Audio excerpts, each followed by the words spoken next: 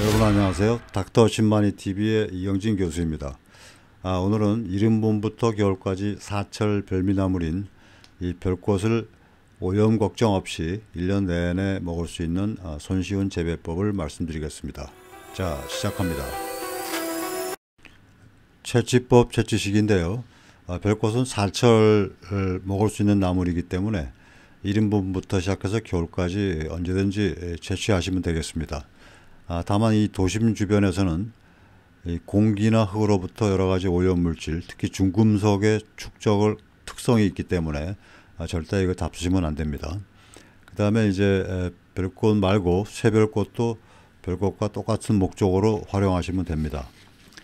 이 채취하실 때는 이것이 위에서 보면 굉장히 많은 포기가 이렇게 뭉쳐 있어서 하나하나 뜯어야 될 것 같지만 실제로는 이 위에서 보는 전체가 같은 뿌리에서 올라나온 한 포기거든요. 그래서 한꺼번에 잡아서 이렇게 잡아 뜯으시면 많은 양을 채취할 수가 있습니다. 만약에 뿌리까지 뽑는 게 좀 다듬기 어려울 수 있으니까 이 위에서 잡아서 밑둥 쪽으로 이렇게 칼로 쭉 이렇게 자르시면은 깔끔하게 이제 채취하실 수 있습니다.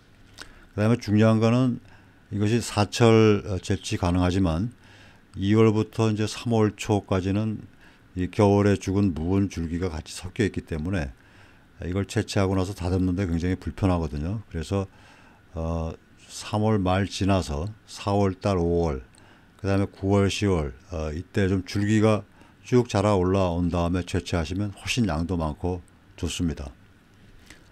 지금 보시는 동영상은 이제 3월 초에 채취 모습인데 아직은 묵은 줄기가 섞여 있어서 좀 지저분해 보이죠. 어쨌든 밑둥을 한 움큼씩 움켜쥐고 잡아 당기면 됩니다. 이제 요 시기에서 조금 지나서 이제 4월 초에 채취하는 영상을 이제 보시면 조금 깔끔하죠. 아무튼 저렇게 뜯으시면 됩니다.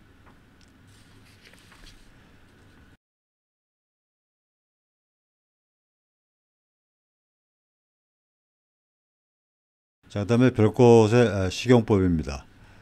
이제 영양소가 많기 때문에 이 생채 무침이나 샐러드 생으로 이제 겉절이를 하면 이게 담백하고 상큼하면서 이제 아삭합니다. 그다음에 약간 단맛이 있고요.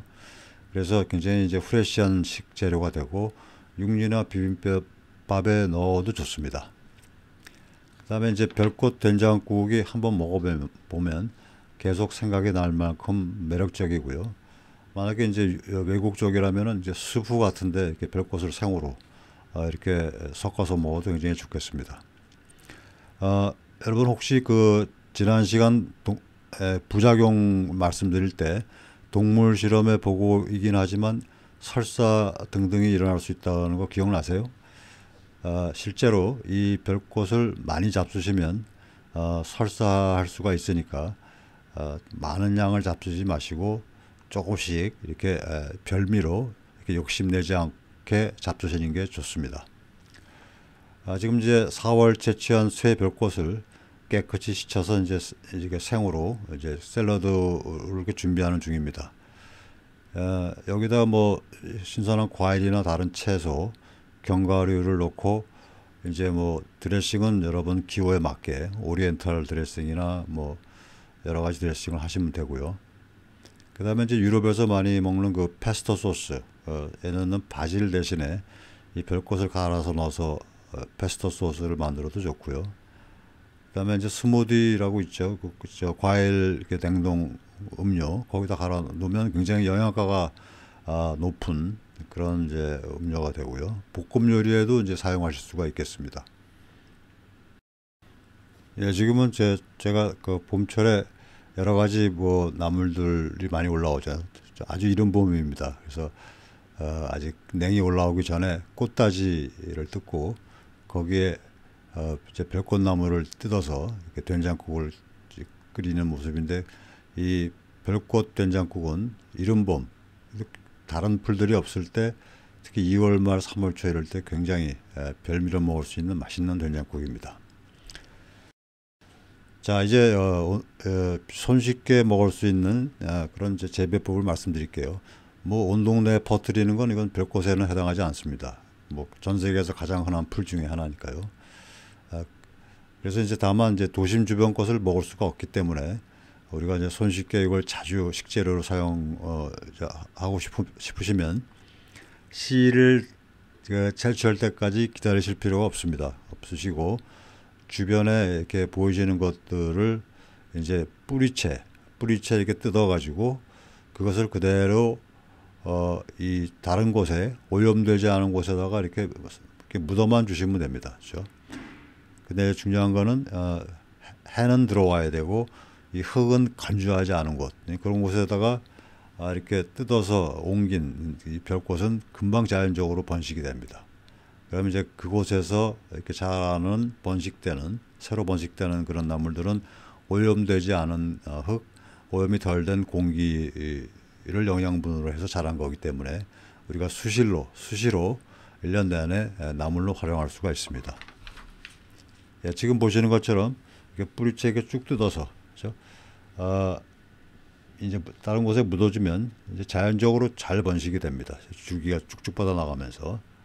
그래서 이거는 이제 먹으려고 채취하는 것이 아니고 다른 곳에 이게 심기 위해서, 번식시키기 위해서 뜯는 거니까 이제 이 흙재, 뿌리가 상하지 않게 이렇게 뜯어주면 더욱 좋겠죠. 예, 지금 하얀 꽃이 5월 초에 군락을 이루어 핀 쇠별꽃의 꽃입니다. 예, 가까이 가서 보면 정말 아름답습니다. 내 주변 오염 안 된 곳에 이렇게 작은 군락을 만들어주고 꽃도 보시고 자주 나물로도 활용하시면 좋겠습니다. 자, 오늘까지 별꽃 공부하시느라고 수고들 많이 하셨습니다. 여러분 이제 다 별꽃 박사 되셨죠?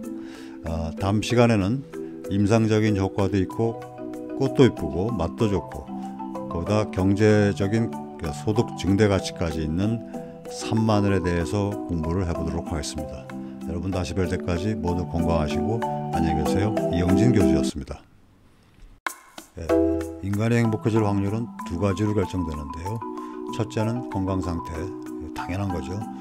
두 번째는 무엇이든지 경험과 노력을 통해서 내 뇌에 저장된 깊게 제대로 알고 있는 지식의 양에 따라 달라집니다. 우리가 살면서 뭘 하든지 간에 그것이 잘 될 확률이 높아지는 것은 학벌이나 경제력이 아니라 건강할수록, 그리고 하려는 일에 대해서 많이 하려고 계속 노력을 할수록 성공할 확률이 높아지게 됩니다. 산야초의 경우도 마찬가지입니다. 식용, 약용식물에 대해서 제대로 공부를 해야만 건강을 해치는 일이 없이 잘 활용할 수가 있고요. 또 내가 공부한 식물을 찾아보기 위해서 들로 산으로 이렇게 다니다 보면 저절로 건강하고 행복해집니다. 여러분들 모두 건강하고 행복해지시길 바랍니다.